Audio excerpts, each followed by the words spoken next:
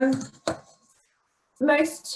worked with the university sector for, well, decades, in fact, given BRE, who we are and what we do, but I don't like to take for granted that everyone knows BRE and is familiar with BRE and familiar with BREEAM. So I'll quickly canter through who BRE are and where BREEAM sits within the BRE ecosystem.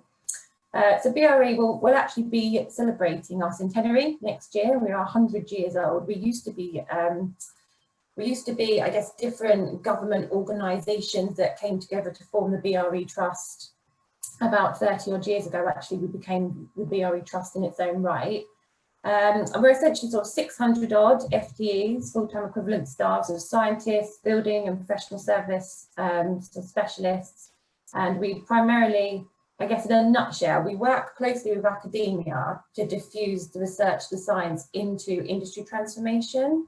And we do that through assurance, through testing, through verification and certification. We do that through training. We have our BRE Academy set up that can tailor, I guess, new thinking to the coalface of our sector.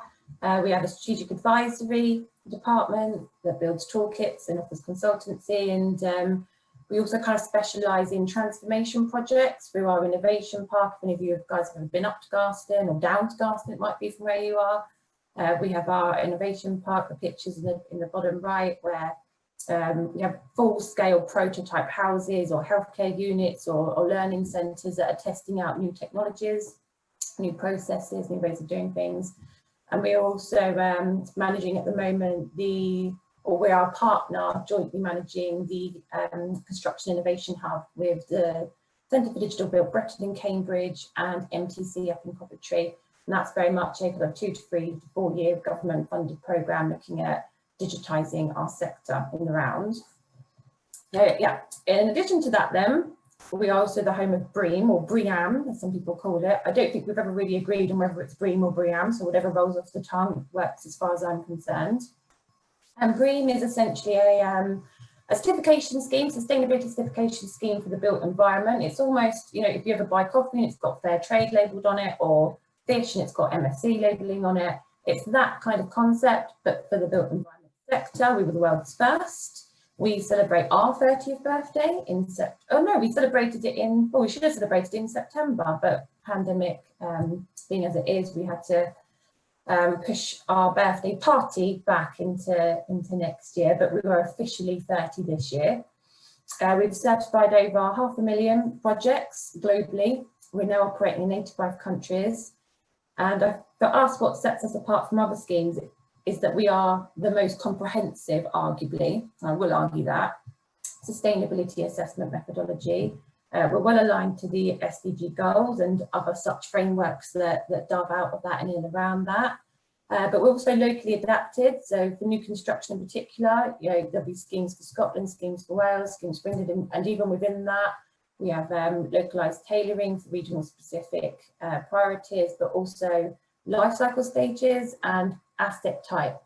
And for us, you know, we're very proud of the fact that we can assess pretty much any occupied space anywhere in the world at any given life cycle stage, whether that's new construction, refurbishment, fit out, in-use operation, even actually infrastructure now with the inclusion of SQL, which I'll introduce you to should you wish to find out more. And what we bring forward to the market in addition to the schemes themselves by operating the way that we operate is a common framework, arguably, that all industry players are familiar with. And so, you know, you may have kind of localized or specific schemes or criteria or frameworks that you use, but every time you're upskilling, every time you're working with supply chain, your actors to help them understand your way of doing things. With BREEAM, it's kind of a one-stop shop that everyone from, you know, the coalface of supply chain right up to the finances, the mortgage lenders, you know, everyone kind of gets it and understands it in one way, shape or form. So hopefully that's sort of enough in terms of BRE, BREEAM, who the hell are we, why are we even here? And going on then to the agenda, I won't labour any of this because, you know, Dean, you made the point in terms of, you know, the market needs and such like that.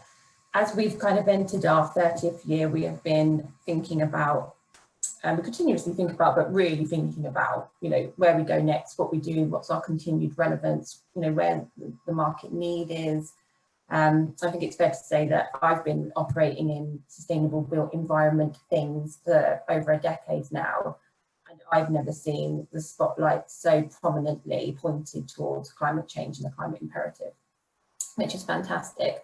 But Dean, as you were saying, it doesn't mean that we've solved it, absolutely not. And, you know, your opening line around, you know, our ambition perhaps, you know, not quite being matched by outcome. I think the ambition has certainly risen, but as you say, the outcomes aren't quite there yet. There's still a way to go. And the sector is gearing up to pump billions globally into decarbonisation. So we've got to make sure that the money hits its mark and delivers on the outcomes that we expect. And it's not just in the world of decarbonisation, actually, health, social impact, we've seen increasing up the political agenda, resilience. So the whole sustainability spectrum is still very much, you know, a need that we as society need to tackle and grapple with, and BREEAM is well placed to do so. So taking us, I guess, away from this broader narrative, though, we have been spending a lot of time speaking to different stakeholders about our schemes and the bugbears, as well as, you know, what works, but what are the bugbears, what cheese people off, how do we need to evolve? And I think this is, it's fair to say that this is probably where this conversation has grown from, in that Dean and Robert reached out to us with some feedback for us to take on board. But you know, you weren't alone in your commentary. It's very fair.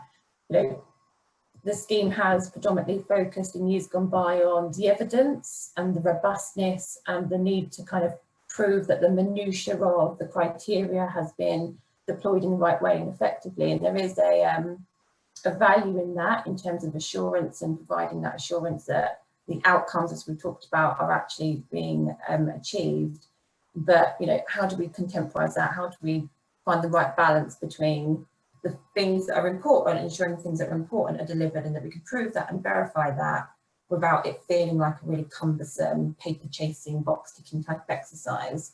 So we very much know that we need to move towards being more digital in the way we do things, more contemporary, certainly more outcome focused, thinking about how we get additional value out of the BREEAM experience and the BREEAM journey, and kind of looking, I'd say, beyond interventions that are thought about at the specific life cycle stage and not beyond. So the point around the performance gap, you know, this kind of, what's a whole life cycle approach here? How do we build, refurbish, maintain and operate an asset to its fullest potential against whatever sustainability criteria or targets that we have set ourselves to be meeting? So that's very much been some of the food for thought that's informed a proposition for the next generation of BREEAM. And I won't read this out, I'll let you just sort of scan your eyes over it. But essentially for us, you know, BREEAM needs to be looking, or needs to facilitate better whole life performance, benchmarking and insights. And it needs to do this in a way that's, you know, very much fit for 21st century operations. And so in September, we put forward a proposition to our board. We've got a new board, a new CEO actually, who took the reins of BRE a year ago last May. So we put a proposition to the board that said, you know, we need to invest in a new digital infrastructure for BREEAM, one that can deliver on a real whole life as a service type model, whereby projects can actually transition from one life cycle to the stage unencumbered, and manage and assess and improve upon the performance of their assets in doing so, and not just at an asset by asset level, either over time building up to portfolios and estates as well. Because I'm sure as estate managers, you know, you've got targets that are for the whole of your, you know, your portfolio, your scope of work's not just for individuals. You know, it's a university target, it's not a building 16 target. So that was approved in principle, and we have moved forward on that basis. And so what Jen and I and the team have been doing then to kind of feed into that thinking and ensure that the digital works develop as intended, is actually consider how BREEAM addresses sustainability at the moment. How do we define sustainability? So if you were to pick up a manual, you would probably see issues and criteria relating to management, relating to pollution, relating to land use and ecology. the majority of which are all relevant, or relevant, different degrees, but there's some fat to be cut arguably, but it's all kind of there. But there are some gaps, and what you are looking at now in this slide is what is actually a proposal for a redefinition of sustainability within BREEAM, where we look at, it probably actually won't be net zero, it'll be carbon, rather than net zero per se, it'll be carbon, circularity, resilience, social impact, health and wellbeing, natural environment, quality and productivity. I'd be really interested to know whether or not those 7 themes ring true for you guys. And then what we're proposing is to kind of shift the focus of our assessment criteria to be more outcome and KPI focused, whereby you would see hopefully an evolution of a BREEAM framework whereby instead of there being a lot of words on process, which is important, the way in which you get to things is important, but certainly a re-emphasis on what is the performance metric here, what are we actually looking to see achieved at the end, what is applicable at this life cycle stage, and then what are the whole life performance issues that we will track and measure throughout that whole life journey. And when I say whole life journey, you know, we do sort of see that or envision that different projects will come on at different stages. But I would imagine for you as estate managers of universities, you know, where you are owners or occupiers of that estate, being able to look at a new build, a refurb and map that against in-use performance would be of value. But again, you tell me afterwards whether or not you see this as being something that would be useful. But hopefully that makes sense. I'll keep going unless anyone wants to chip in with any comments or questions at this point. No? Okay, I'll keep rattling through and then we can come back to certain aspects. And then this slide is really sort of just trying to kind of build a bit of a schematic about how the interaction with the schemes might look and feel, and what a dashboard, I suppose, could look like. So instead of assessors and agents like yourself having to, you know, rely on the paper chasing and, you know, you just see sort of like a certificate, a PDF at the end of your effort. The digital architecture will be more interactive. It will have data, reporting insights, as well as the verification offering, in the hope that we're kind of building on that. Need to get more out of the BREEAM experience. You know, need to see more for the inputs that we're getting. It's not just about the assurance and telling us that we've done a good job. What does that mean in the world of, say, SDGs? Or Dean, you made the point about roadmaps and timescales. I don't know if any of you are familiar with the CRREM trajectories coming out of Europe at the moment. But, you know, but where are you in comparison to others in respect to Paris targets? Those sorts of things. So that's very much, I think, kind of in a nutshell, and in the time that I've got with you, hopefully a good feel for what the next generation of BREEAM could be and what we're consulting at the moment. And what I'm doing here now is going to try and sort of draw out some of that carbon kind of piece for you, particularly net zero carbon, and just share with you some early thinking around a proposition paper that we're going to be putting out next month, which basically is setting to test 6 propositions for BREEAM in respect to how we feel like we as a scheme can add some value here. I will just seek to clarify, there are 101 different definitions kicking around in respect to net zero carbon, whole life carbon. I've just seen a paper actually from a consortium of built environment players looking to just give us all a bit of a directory around it. If you're calling it this, it means that. And if you're calling it that, it means that, which I think would be helpful for everyone. But net zero carbon for us is that rounded definition of net zero carbon, essentially one that includes, yes, interventions in fabric and operation efficiency, but also off-site solutions and offsets. That's what we mean when we're talking about net zero carbon. And we've spent some time looking at the market and seeing what others are doing, and where people are kind of targeting their ambition as well. And we've also spent some time talking to some of our key stakeholders, this being one session in fact, to kind of arrive at 6 propositions that are essentially saying, for us, BREEAM is about the asset and the performance of the asset. And so through the core BREEAM machinery, we wouldn't necessarily look to drive on or assure net zero, because for us, it's about that whole life carbon piece. It's about the embodied energy, it's about the operational energy, and it's about the asset management and anything around that asset when you start to get into the world of offsites and particularly offsets, it becomes a corporate decision, which for us is outside of scope. So we're testing the scope of BREEAM, have we got it right? We're testing what we should be focusing on, which for us is that embodied operational carbon. We're testing the premise of renewables and offsets aren't quite in it for us, but we're also suggesting that what we can do, and in the spirit of getting more out of the BREEAM machinery and experience, that we will bring forward an additional kind of top-up module or KPI or verification that should projects wish to get a feel for how they're performing against a net zero definition and target, this is where they're currently at. So using the BREEAM inputs and activity to sort of say, right, from an embodied perspective, you've done this. From an operational perspective, you've reduced it by X, that's great. And then you've topped it up in this way, which gives you a net zero carbon profile, like a performance position and profile that looks like this. That's where we're kind of at in terms of what we see our role potentially being in respect to net zero carbon.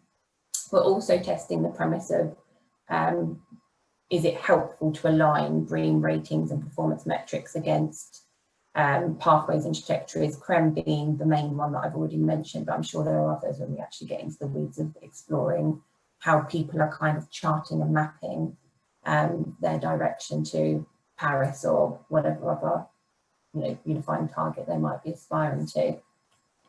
So this is all very much early stage thinking, none of this is given.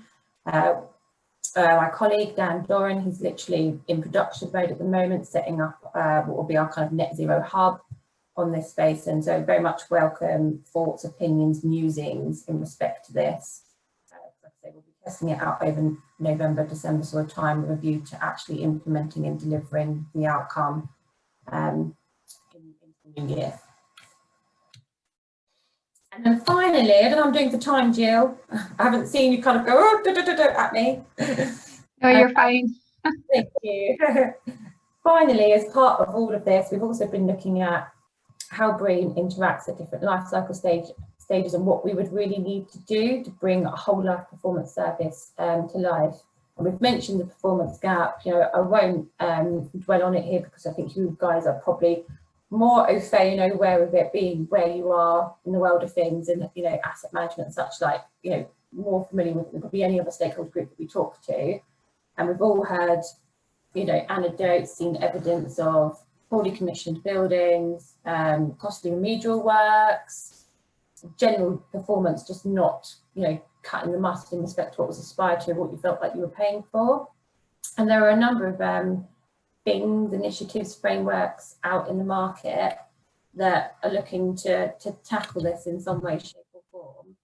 But for us, we feel like something that really can bring it to life and can make those connections between new building and use in the way that we can, and that looks at it, don't get me wrong, through a carbon lens, but also through a lens that encompasses some of the other issues that we know are pertinent, relevant to the performance gap is missing. And this is where we're proposing bridging the design and innovation gap as a complementary verification system that will sit in between the major refurb and the major new build life cycle stages, and generally just helping bridge that gap into operation. We've been in talks with Soft Landings, BizRia guys and DQI guys. I used to be a DQI assessor myself. And also if any of you are familiar with designing for performance, building better partnerships in London mostly, but they do operate globally. And the Neighbours scheme, we're also in talks with those guys in respect to how we complement what's currently happening in the market and strengthen it. But for us, we would imagine at the moment bridge. Oh, moved the wrong thing. Sorry, I just meant to move my viewing panel.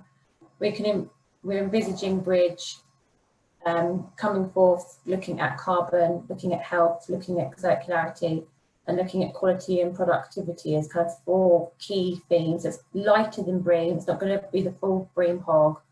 It will be its own entry point as well. You do not have to have done a BREEAM new construction or refurbishment assessment to use bridge. It can be an entry point in its own right. And yeah, very much helping to sort of transition projects in that crucial sort of 2 to well, it's more like 3 to 5 years really time frame when you're getting to grips with the darn thing and getting it operating as intended, and helping people to see their performance gap against what they aspire to, but also against another kind of baseline comparable mark, and as other BREEAM next gen services have that additional insight offering there as well, where you're able to perhaps hone in on those areas that need a little bit more work and finesse to get you up to a standard of performance that you're happy with. So again, very early stages with Bridge. We're just soft testing at the moment, just to sort of understand how we add value, as I said, in terms of the complementary markets. And we are in the process of setting up a technical steering group to define the underpinning methodology. How will we measure it? What will the metrics be? What's really important here? How will it add value in so much as its scientific underpinning, and how to get the balance right as well. And then we'll be looking to specify, develop and test probably summer, autumn time next year, all being well. Right, so that was it from me. Whew, did rattle through that, so apologies if my pace was too pacey, but was keen to sort of go, right, here's a bit of everything that's going on, not everything, but here's a bit of hopefully what's relevant to you guys going on in BREEAM World. Yeah, happy to discuss, expand, explain on anything that was said.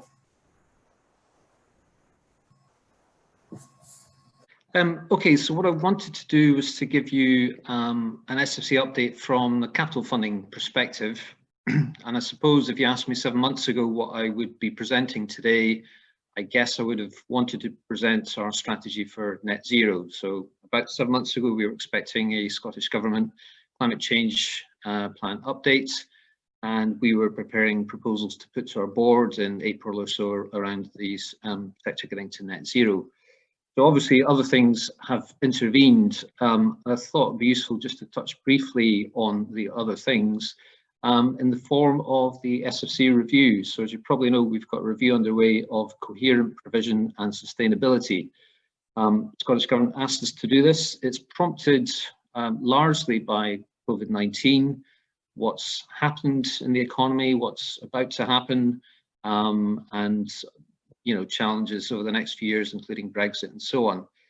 So the question is broadly, how can our sector of colleges and universities, the funding, the governance and everything that supports that, how can all of that be ordered towards meeting the challenges upon us and that are about to come upon us as successfully as we can, and get back to what is still the mission of achieving that net zero and onwards to the green recovery. So the interim report of the review came out just a couple of months ago. We've conceived this in a couple of phases. So the phase we're currently in now, what all of us are doing is basically the emergency response.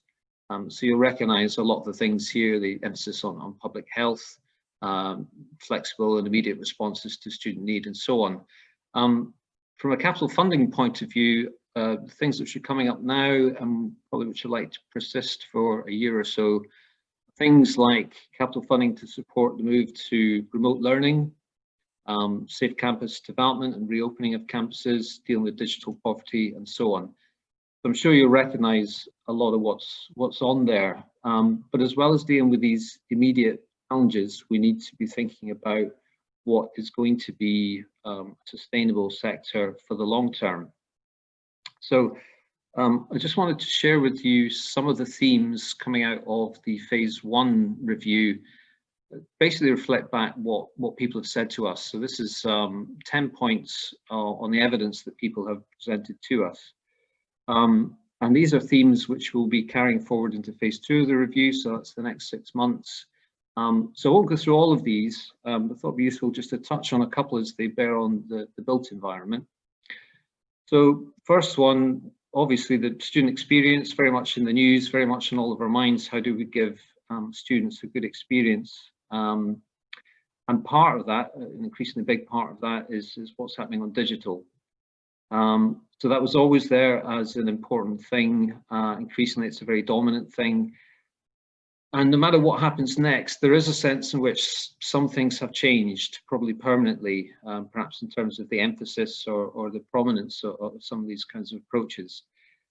So that will have implications for our capital investments on maybe giving more attention, more prominence to things on the digital side.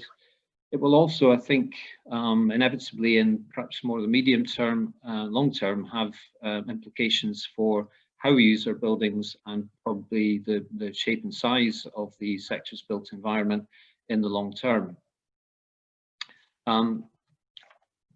Other points in there are, a vision towards a more integrated, connected tertiary education skills system. There are some models set out in the report of the types of institutions that could be there. I mean, they're just models for discussion. I guess the main thing is we want to recognise, it's great that we have universities and colleges when we're facing things like pandemic and an economic crisis. These are exactly the things you need to invest in to get us through these challenges. But as well as the economic side, the relationships with employers and industry, we want to recognise the role of colleges and universities as civic assets, as regional and citywide anchors of collaborative projects that deal with issues not just of the economy, but also social cohesion and sense of place. And particularly think about net zero and the green recovery. How can we construct projects where colleges and universities are at the centre of, say, citywide partnerships where all of our capacities in skills, research, knowledge exchange, how all of that can be brought to bear on the environmental and other challenges that face us. So, lots of questions in this review, and everyone here, I guess, has an interest in the built environment and making that more sustainable. And it is a crisis that's throwing opportunities as well as challenges, and I would encourage you to engage in phase 2 and give your thoughts on all of these questions, because they will have implications for, as I say, the physical environment of our sector in the years to come. So on to capital funding specifically, and I wanted to touch on our financial transactions programme. This is the primary vehicle we have at the moment for supporting new capital projects. These are low interest loans, typically paid back over 10 years or so. So just wanted to give you a flavour of the kinds of projects we have been supporting. So for the last 2 years, we've deployed about £100 million, and that supported 28 university projects. Typically, the priority themes for these are things to do with climate change and improving the student experience.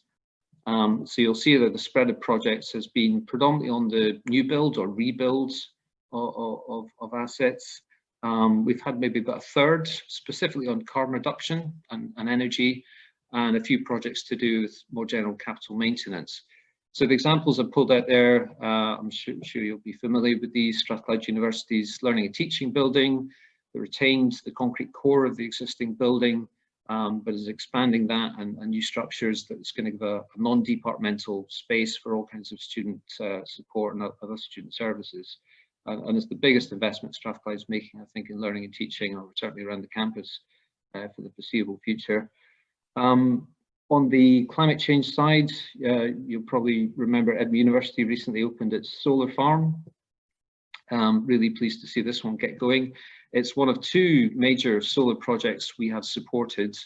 The other one is progressing, and I guess the learning point I've taken from these projects is that you always think solar projects are going to be fairly straightforward in terms of, it's about procuring some panels, but they always take a bit longer than everyone thinks. It's what I've come to learn about these things. Anyway, the Edinburgh University solar farm will be providing about, I think, 15% of the energy needs at the Easter Bush estate. And finally, some smaller scale projects like the one at SREC, their animal disease surveillance facility, is a bit more of a smaller scale refurbishment of an existing building. So that's just to give you a flavour of the kinds of projects which have been supported, and if you like, the relative emphasis across the different themes of climate change and other purposes. So where are we with our programme this year? Well, this year we've got another £60 million available. We're continuing with our themes of carbon reduction and spaces for learning. And also collaboration, which was a theme last year. We didn't get any proposals. We have had one proposal on collaboration this year, which is very welcome. And we also added a new theme, which was any adjustments people needed to make to buildings in the light of COVID-19, social distancing, and those kind of questions. So what I wanted to share with you was just on the expressions of interest which have come in, given those kind of 5 themes, where the balance of interest has been. So of the 84 million or so that was for estates improvements, I would say 9 million was strictly speaking on climate change or net zero projects. Maybe around about 30 million if you bring in kind of rebuilds with strong energy efficiency components. The rest of the projects have to do with more general capital maintenance. Now, I shall not minimize the need for that. People need to fix the roof and all these other things. But I suppose it's just to highlight where we are, that in the light of, you know, declining capital funding, certainly that we have available, when we're making loan funding available for all these purposes, people are understandably looking to deal with these other pressing questions of capital maintenance, which leaves us with, as I say, probably a third of this programme might go on investments towards net zero. So it's just to locate that with you. If you have quite a broadly specified programme, this seems to be how the money ends up getting spent. But as I say, we have had one proposal for a collaborative development, which is really welcome. So I suppose what I'm trying to get you to think about is the emergent thinking about what priority projects would look like from our point of view. And certainly collaboration is difficult to do. You need to build the relationships, things take time, but that is an increasingly important theme. Thinking back to the questions I mentioned in the Funding Council review of coherent provision, but also looking at other statements of government policy, which you've been seeing recently. So just to touch on a couple of those, the Infrastructure Commission for Scotland just published its second report, which, you know, commits us to the missions we're familiar with in terms of an inclusive net zero carbon economy, enabling sustainable places and so on. But the red lines seem to be emerging in terms of the investment hierarchy. So if you look at this diagram, yes, replacement or new build is in there. But before that, maximize the use of existing assets, look at repurposing and co-location as preferable things to invest in before we get to new build. So I see a strong emphasis there on using what we've got as far as we can and rebuild or new build as a kind of last option, really. So that seems to be, you know, something that's here to stay in terms of government thinking and things that we would give priority to. And you'll see that coming through as well in the draft National Infrastructure and Investment Plan, which is currently up for consultation. So that's over the next 5 years. Picking up again on those themes of looking at an estate approach rather than individual building, and looking at the 3 circles there in terms of what would be an ideal project. So anything that you know, delivers inclusive economic growth, delivers some kind of transition to net zero, and also builds sustainable and resilient places. If you're in the middle of those 3 circles, you've got a very strong project and would seem to address the investment priorities squarely. So what do all these factors mean for the Funding Council's emerging strategy? Well, we need to look at other funding vehicles. So as I say, the climate change plan update from the Scottish Government was delayed, postponed from April. Expect new announcements will be made in December. So until then, I guess we have to look at the ones which came out in the programme for government. So we've got the Heat Decarbonisation Fund, of which I understand 95 million is for the public sector. That's significant because looking at our carbon footprint, heat is the most difficult part of that to address. LCITP have a call out at the moment, I'm sure you're aware of, so that's up to 50% funding for new energy systems projects. And finally, the Scottish National Investment Bank, I expect will be operational in a year or so, and that has made a strong commitment that net zero and achieving that is going to be its primary mission. So again, to access these funding vehicles, you're getting a sense in what's expected, certainly from the Scottish Government. So how does that influence the Funding Council's thinking in terms of our capital funding strategy? Well, we know, well, the emerging future as it's coming from the review is presenting a new vision for a more integrated, coherent sector. So whatever that looks like, that's going to be the priority for us to try and transition to that. One aspect we know is that it's going to be a more digitally enabled sector. And it's likely we are going to have to invest more in digital, and as I say, that may have implications for the buildings we have and how we use them. The top level missions remain the same. We want a just transition to a net zero economy and society, and within that we have powerful players, the universities and colleges, and as I say, we're increasingly interested in the extent to which they can be vehicles for regional and citywide collaboration. So thinking back to my observations on how the financial transactions funding is being spent, I guess the question for the Funding Council and all of us in the room today is, how do we get net zero emissions as more of a priority in institutional proposals and in the kind of things that the Funding Council is supporting? In the past, we have used BREEAM as condition of grant for our capital funded projects.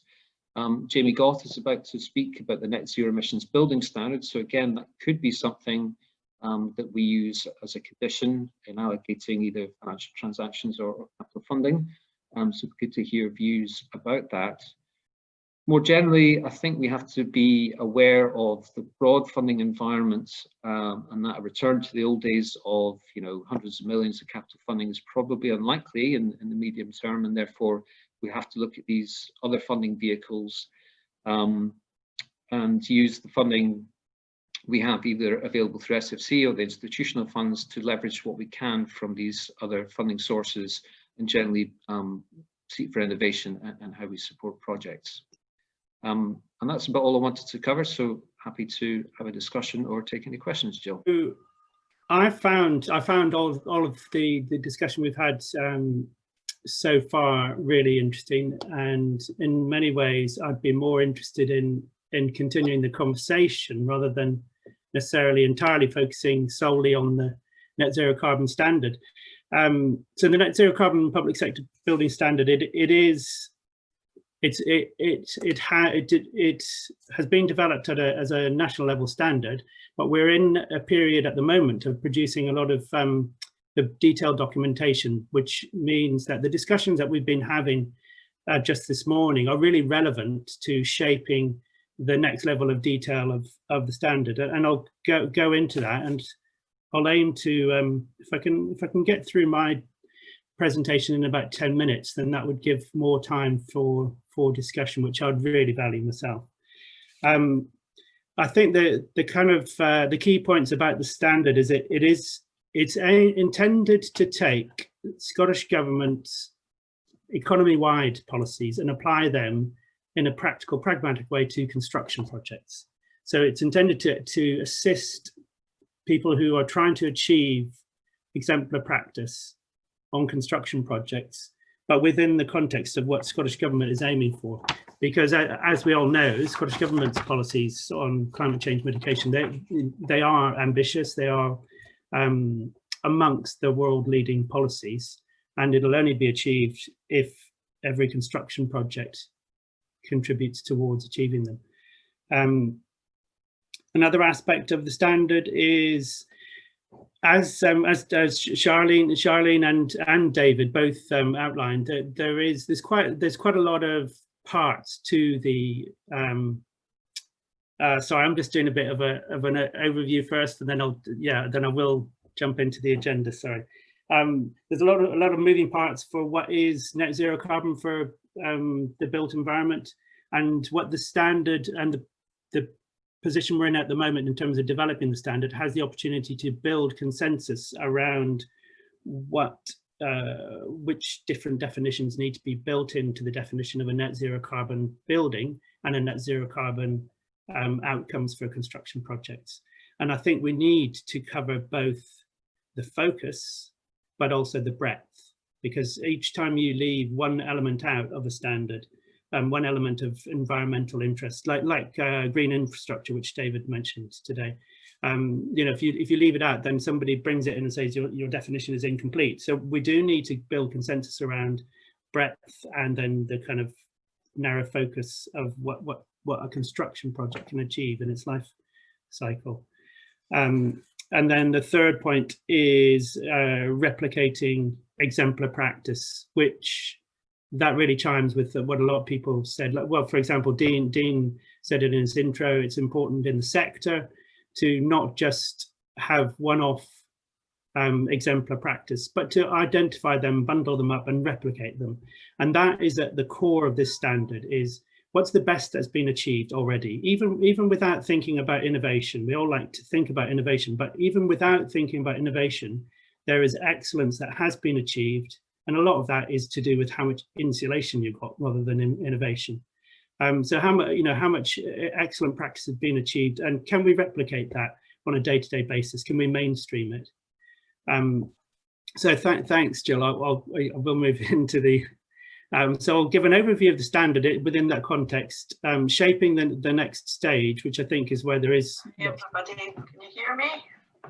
Hi. Hello. I'm clicking the microphone and it's like, it's not working. It's actually that was beautiful. That's good. It's not just me that does that. Sorry, I don't know what this is. Yeah, so taking this and I was given a question. But I haven't Fixed it. Sorry, so I'll go through the overview of the standard and then shaping the next stage, which I think is where we could have, I'd be interested in views even at this early stage of our shaping the next stage. Could we move on to the next slide? So that just as an overview of the standard, as I was saying, it is looking at Scottish Government policies as a starting point. So Scottish Government in its programme for government 2019-20 did make a commitment to develop and engage on a definition of net zero carbon for the built environment and a standard for public sector buildings. So this standard is very much specifically for Scotland and specifically for the public sector, for public sector buildings. And it is for construction projects. So the idea of it is that you look at what outcomes you're trying to achieve in a construction project, and you write them into the client brief, and it applies to new build and major refurb. And in the bottom left of that slide, we've got further shaped for different settings. So that the standard is that at a high level, it's a high level national set of ambitions, if you like, and the level of ambition needs to be exemplar. It's basically what is the best outlet that's been achieved already. But then when you come down to, in the bottom left there, the local authority areas, sectors and organisations, the aim is that the standard can be shaped for local authority areas. So for example, for the City of Edinburgh, rather than Scottish Government's 2045 deadline for net zero carbon, the relevant deadline for any project that wants to meet the standard would be the cities, the local authority areas target, which is 2030, which clearly is a lot more ambitious. And that means that the standard when it comes to a city like Edinburgh is far more difficult to achieve than it would be in a council area where the commitment to net zero carbon is just the backstop of Scottish Government's 2045. I don't know the numbers exactly, but roughly half of the councils, that sort of order, maybe a third of the councils in Scotland have committed to a target in advance of 2045. By round about 2024, Scottish Government requires all public bodies to state their deadline by which net zero carbon will be achieved. So, and they can, as far as I'm aware, they can go for 2045, but I would think that requirement is going to bring things a little bit forward. So you've got the local authority areas, then you've got sectors, and as Dean just said, you know, there's a need for a sector-wide discussion on what should net zero carbon be as a definition for the sector, what kind of targets should be set.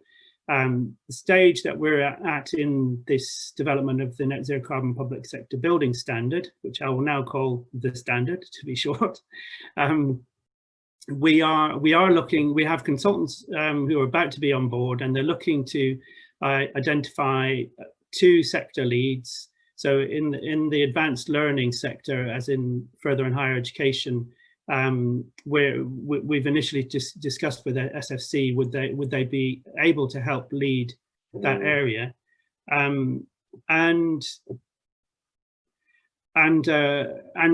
discussions, engagement with the sector would really matter in terms of what's relevant to the unique set of buildings that universities have. Every sector says it's unique, and every sector does have something unique, but universities have got some very high energy intensive buildings, like well, even residences and lecture theatres, let alone the labs, let alone catering, let alone those other obviously energy intensive ones. So the benefits of the standard are that it defines what net zero carbon is for a construction project. It defines zero emission heating, which is a really important tranche of Scottish Government's policy as opposed to UK wide. So zero emission heating, basically getting rid of scope 1 from boiler rooms, if you like. And then the standard can be further shaped by local authority areas and sectors. And the standard gives guidance on how to get there, but importantly, every aspect of it needs to be verified in use. So it's all about the outcomes. It's not using proxies like EPC B+ or something. It's very much going for how many kilowatt hours per meter squared did your building consume? Is that in line with the target? Could we have the next slide, please? So that's just really saying that in a graphic. At the beginning, you set your target, but at the beginning, you know that at the end, you're going to be verifying. So that really takes a lot from soft landings in a way.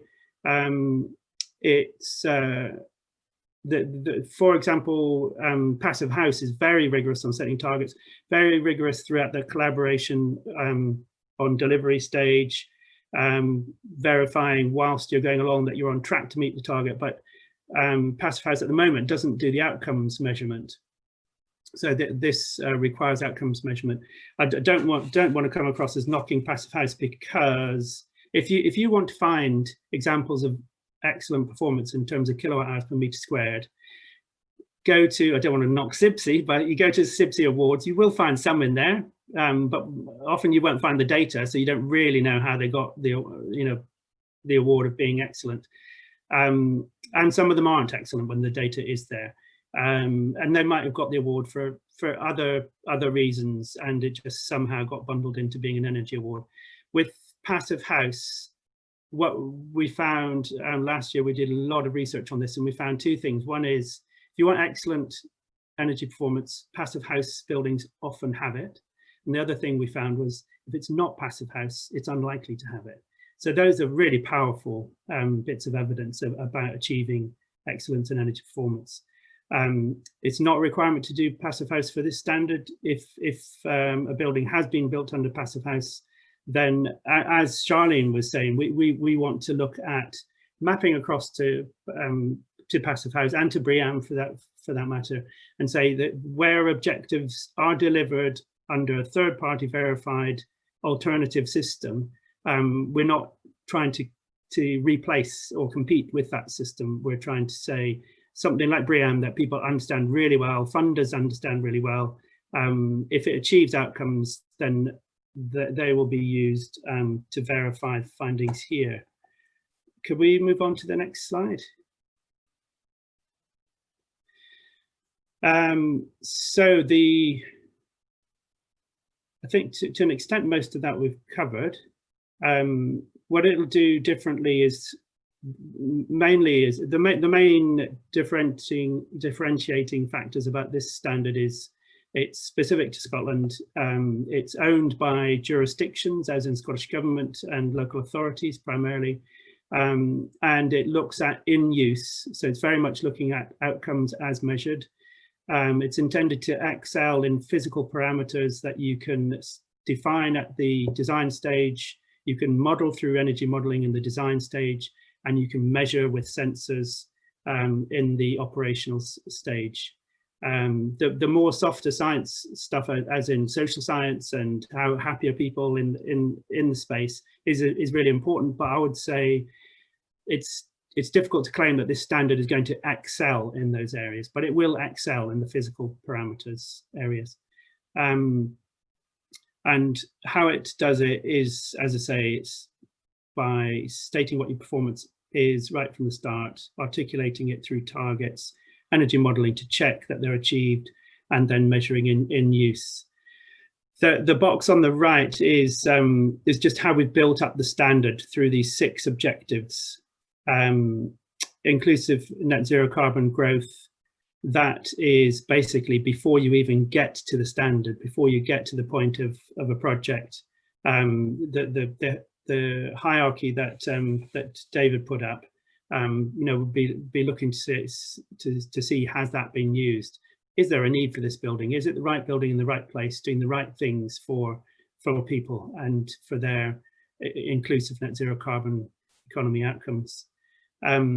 Construction carbon is fairly light touch at the moment. It's about making sure that these buildings don't have a higher embodied carbon than your standard building, because you will be putting in more insulation, you might be putting in more renewables. So to achieve that without an increased embodied carbon is really important.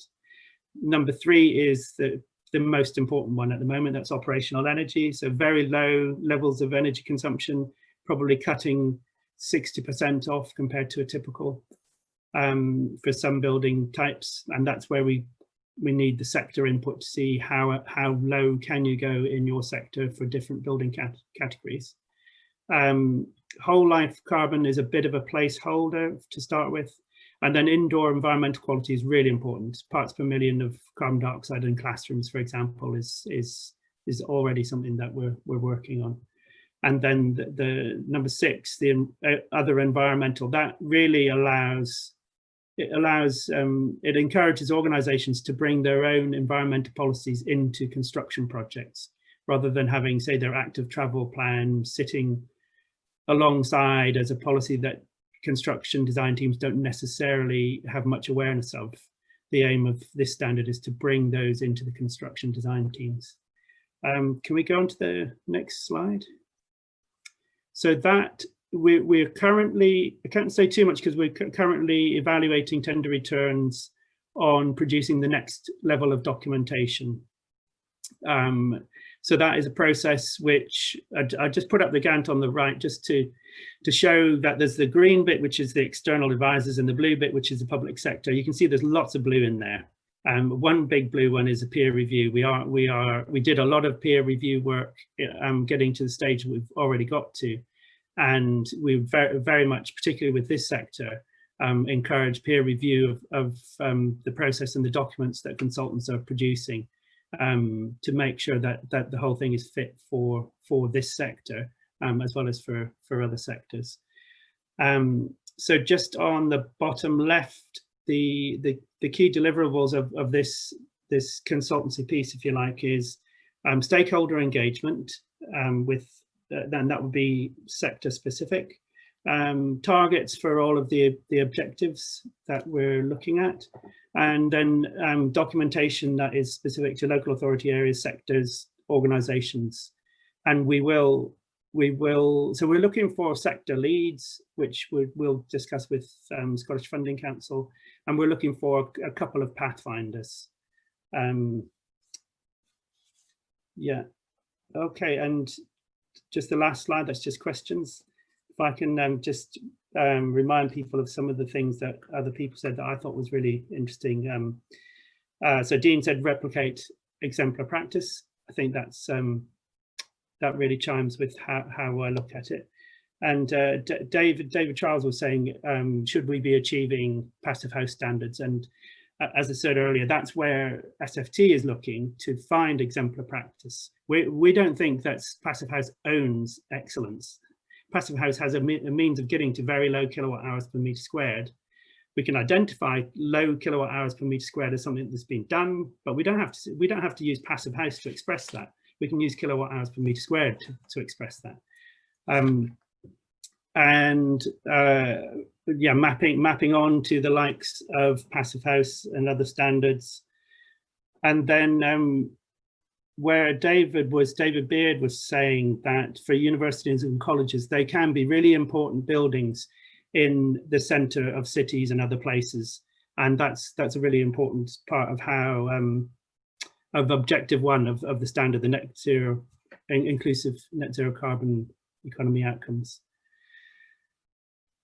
The standard is not intended as a mandatory standard. It's intended as a voluntary standard. The reason being that is really helping to accelerate thought on what would work best, what is excellent looks like, how far can you push it. As soon as you say it's mandatory, you have to make it not as ambitious as it's possible to be. So firstly, what we're trying to do is get this to be exemplary, to get it to be really clear and well understood. And then the status of it, as in, is it mandatory, and the consequences of not achieving it can be secondary. The important thing is to get your definitions right and a consensus built around that. And we touched on offsetting, which I think is really important. I'm not going to say more about offsetting because I think it's such a controversial word. So I want the word to be not controversial before we start talking about what it means really in terms of this standard. That job title covers a multitude of sins, as I'm sure you can imagine. So what I'm going to try and bring into this session today is maybe just a slightly wider perspective about some of the work that we're doing and how the university efforts to drive down their own emissions sit in that context. I'm going to go through some quite technical stuff quite quickly, but I'll share the slides afterwards. So if people want to pick up on things, happy to do that afterwards. So in my portfolio of things that kind of sit within my innovation programs at the ECCI, one of the things that we've done is we have a close partnership with the City of Edinburgh Council, and we've been complicit in them with setting the city's target to achieve net zero by 2030, which is one of the most ambitious city targets in the world. We've established the Edinburgh Climate Commission, which is an independent body that challenges and supports the city to reduce its climate impact. And I suppose in response to the COVID crisis, we've also published some recommendations for a green recovery that are specific to Edinburgh to kind of add our weight behind some of the more national recommendations that some of you have seen. More relevant to this presentation, we've also created what we are calling a city roadmap to net zero. It's not the only roadmap, but it's the art of the possible that's quantified our city footprints by their emission sources, mapped out a range of about 200 measures to achieve net zero in the city, and done an economic cost benefit analysis of some of those mitigation measures, which we hope changes some of the conversations that we're having at both a city level and at the kind of level you guys will have to have when you're trying to convince people to invest in projects in different ways. This is actually slightly out of date, but the figures won't change that much. This is an analysis of Edinburgh's emissions footprint by sector in 2019. And what that shows you is that more than, kind of echo something Dean was saying earlier on, more than 53% of those emissions come from the built environment, either domestic or commercial buildings. The good news, however, is that if you look at all the measures you can take to reduce your carbon footprint and you rank them in terms of both their carbon and cost effectiveness, most of those also lie in the built environment. Some of them are more public and commercial buildings. Some of them are more to do with domestic emissions, which are a little bit harder to shift because of the complex ownership structure. But there is a lot that the built environment can do to reduce climate impact and to deliver better buildings. That's not news to this audience, but what that means, I think we can shift, and the good news is, I think this, you suddenly have a return on investment argument. So we can achieve at a city level, 56% of the things that we need to do to achieve net zero with an investment that pays for itself on commercial terms. It's a big investment and it comes from multiple sources. But I think what this kind of argument does is it shifts the conversation and the perception that addressing climate change is an additional cost on top of a building project into actually this makes business commercial and economic sense because it pays back for itself. It creates additional jobs, and there are a number of other benefits which I'm sure everybody will realise in terms of, you know, health, productivity, etc., etc. And I would challenge anyone anywhere to find any city investment project that will pay back in 7.5 years. So there's, you know, there's a good argument for doing all of this. You can actually go a little bit further with a range of measures that are cost neutral, that pay back over a slightly longer period. But I hope some of that gives you evidence that you can use to maybe shift the conversation from this about being about cost to being about benefit. And if people just shift their return on investment windows a little bit.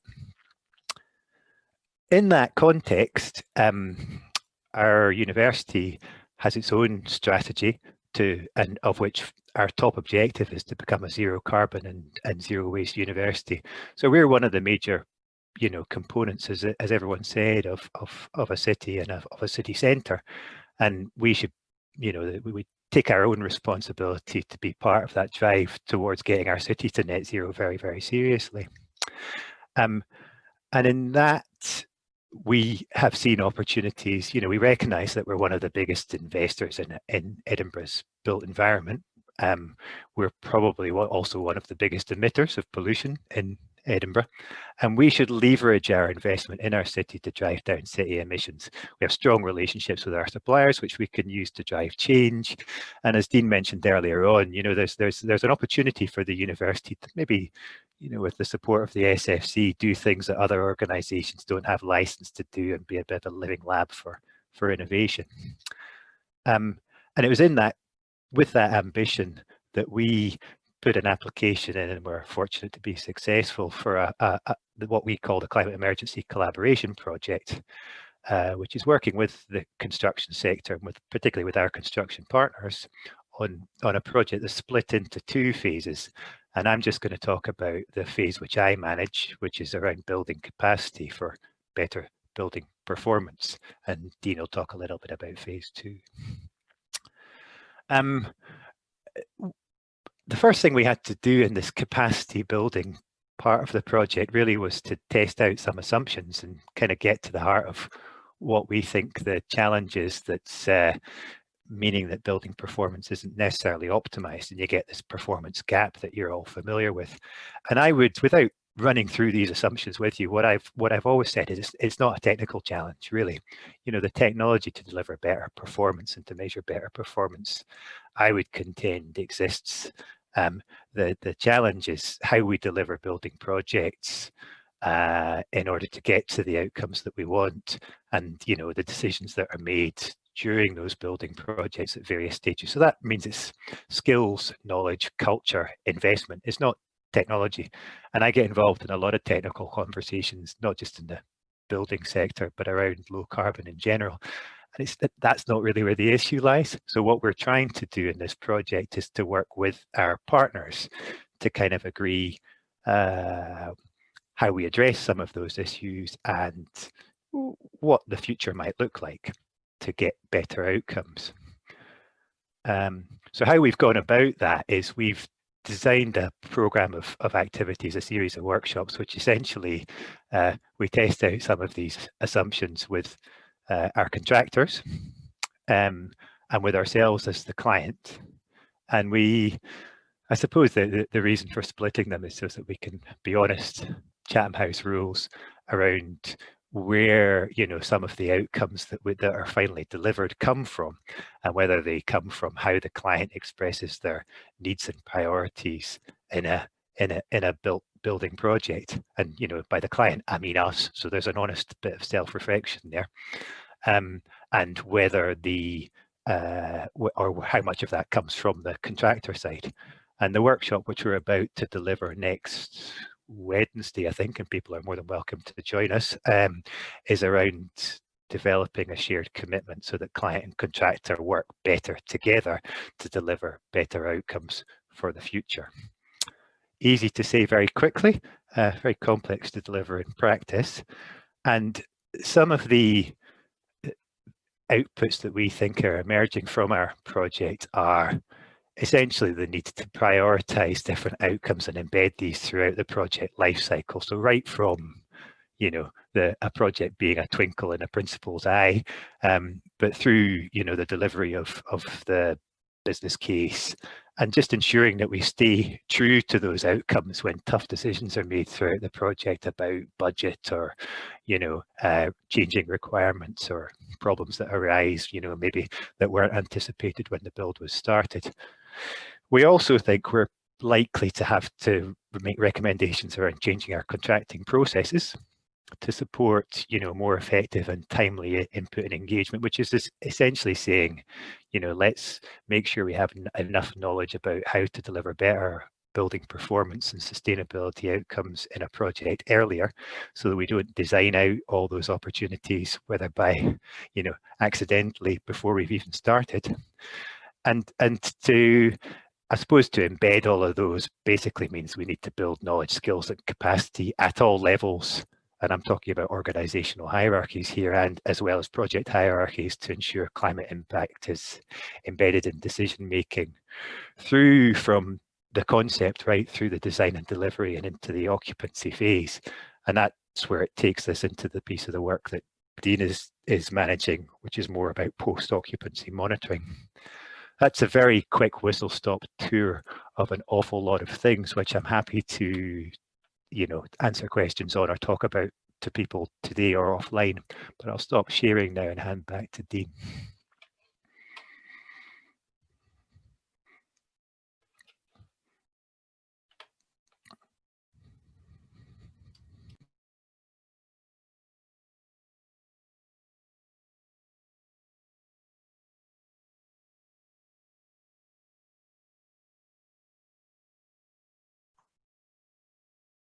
Just to confirm, can everyone see that presentation up on their screen? Yeah, that's working, Dean. That's fine. So I'll try to go through this fairly quickly. There we go. Sorry, I just lost my little notes page. So I've got the usual challenge. I've got too many slides to get through very quickly, so I'm going to skip through them. But what I'll do is stick around at the end if there's any particular element that people want to talk through. So just a bit about the context of Edinburgh. I mean, we're approaching a million square meters of floor area, 6 campuses, 5 heat and power networks, which is quite important in our net zero strategy and how that relates to construction. Importantly, over 500 properties, about 350 of those substantial. So when we're talking about our net zero challenge, that, you know, new build is an issue, but increasingly it's our existing estate which we need to tackle. And utility spend, particularly when you start looking at transitioning to low carbon heat, starts to accelerate from £20 million a year to something 3-4 times that. So it's quite a challenge ahead of us. So in the context of zero by 2040, I think an important issue at the University of Edinburgh is what the, you know, and all credit to Dave Gorman, our Director of Social Responsibility. He's got the university to back the idea of net zero energy and utilities emissions without resorting to offsetting, which on the face of it is a near impossible challenge, but it's a good starting point. And I think this is going to be a really interesting sector debate, as we discussed earlier, which I think we should put in for a 1 or 2 hour discussion among us about how each of our institutions is tackling that. From my viewpoint, what we're trying to put together to support the climate strategy is an energy master plan, which really takes our energy program and puts that, you know, as Jamie referenced, that new spin on it. You really need to be taking a 20-30 year view of energy infrastructure and refurbishment, and not just looking at marginal energy efficiency improvements. There's 5 themes within that, and the first one, and again, this is building on what David Beards was reflecting from the SFC and what Jamie's been commenting on, is we have to right size our estate, and particularly on the back of how our capital plans may change over the coming year or two in response to COVID. That's quite an important aspect of our capital plan and our zero carbon strategy. Enabling deep efficiency, and it's really about moving away from marginal tweaks in buildings with small pots of money to how you make smart use of your capital funding and your revenue funding over a 20-year time period to really achieve that deep efficiency. And that's a big change of direction in terms of how our energy strategies operate. Exemplary construction standards, so on the back of the work that Jamie and everyone's doing through this SFC funded project, that's going to help us make a step change in terms of the type of standards that we want to achieve, whether that's passive certification or other standards. But importantly, it's about redesigning, as Jamie had mentioned, our contracting process and bringing all the people to the table to understand where the barriers are and what we need to deliver the much increased scale of challenge that we need to deliver in a fairly short time frame. Low temperature heat networks, more specific to some institutions than others. We have a lot of heat networks that we need to transition away from fossil fuels. About 70% of our utilities use is in fossil fuels for generating electricity and heat. That's a hell of a lot of gas to transition away from. And but utilizing our campus is a smart energy hub. But I think we'll have another session probably within the Energy TSN just around energy master planning, and we'll get into this kind of stuff in detail about what each of our institutions is doing to take a 20-year view on energy strategy. But the thing I wanted to point out is across all of these themes, continuous commissioning, using analytics to understand how your buildings are performing becomes very important. Eliminating energy waste is very important. Better ways of controlling your HVAC systems, better ways of eliminating that performance gap is a key theme across all of these. And it's something that we don't do particularly well. And this is really what phase 2 of this funded project is all about. It's about testing out new ways of working, both through the design process and in managing buildings post-completion to skip over that because Jamie's covered it. Skip over that as well because Jamie's covered it. So I'm just going to zoom right into the digital tools aspect of the project. So in a nutshell, what we're doing here is working with 2 industry partners, in particular, Schneider Electric, who are our incumbent controls provider, and IES, who I'm sure everyone's familiar with, is kind of a global leader in thermal modeling, to one, help us implement a new standard for doing dynamic thermal modeling to help the design process. So again, everyone's familiar with this sort of thing who's on the call today. I would say robust and useful and effective energy modeling has not been something that's informed a lot of design processes within the sector, and it's certainly not helped inform the investment decision making. It is complex. I don't think the skill set exists in industry to do this particularly well. And where we're moving to is having a bespoke standard, and then we've spoken a lot with Jamie, who's putting similar guides out to the public sector on how to move energy modeling forward effectively in developing a University of Edinburgh standard. But I know this project will make some of what we're doing publicly available alongside the work that Jamie's doing with the SFT to hand that out to colleagues across the sector. But one of the important things is once you've created those digital models, if you can calibrate them, if you can make sure that virtual digital twin matches reality, in other words, if you can find a way of streaming your BMS data into the digital model, you now have a nice tool to be doing scenario modeling on. So that's something that we're trying to test. Number 2, it's about enabling this continuous commissioning process. So really, this is about how do you get the sea of data which exists within your BMS systems, all these points which can trend very useful information at a building level, and then make that openly available. So someone who has a clever analytics package can go in and help you find ways of exception reporting, find out when certain things aren't operating to patterns and trends which you would expect. And that's incredibly powerful for us. So at the moment, we're leaning on our incumbent controls provider, Schneider. I know David at Strathclyde has a similar project there with Honeywell, but it's about testing what kind of products they have available. IES, who are doing our thermal modeling, also have their own software packages that allow this kind of analytics, bringing together modeling data with BMS outputs as well. And so we're testing in parallel to Schneider the offering that they have. And then we're looking at providers that people may or may not be familiar with, the Sky Foundry, Sky Spark project products, and those types of tools. They're all different. And the one theme that's coming out of this is getting these data sets from all these different spaces in one place that can be used effectively is still one hell of a challenge. And I think that's going to be one of the learning outcomes that we can bring back. And lastly, we've been trying to work with our information services teams to pull out their space utilization data. So our guys here have done a really outstanding job of using our Wi-Fi network to be tracking staff and students via their mobile phones as they connect to our Wi-Fi networks, to track movements across rooms, floor plates, buildings, and campuses. And again, we're working with our information services team to take that data set, mix it in with our building management system data, and then have all of that large data set available to all of these different third parties to come in and do analytics for us. And lastly, I'll just touch on this. We're doing some hydraulic modeling of our heat networks as well. And again, creating a virtual model of our hydraulic network, giving that digital twin that can be calibrated to BMS data outputs. And again, as we start to redesign our heat networks and look at the credibility of running low carbon heat, centralized heat networks as opposed to interventions at a building level, that's going to become a very powerful tool for us.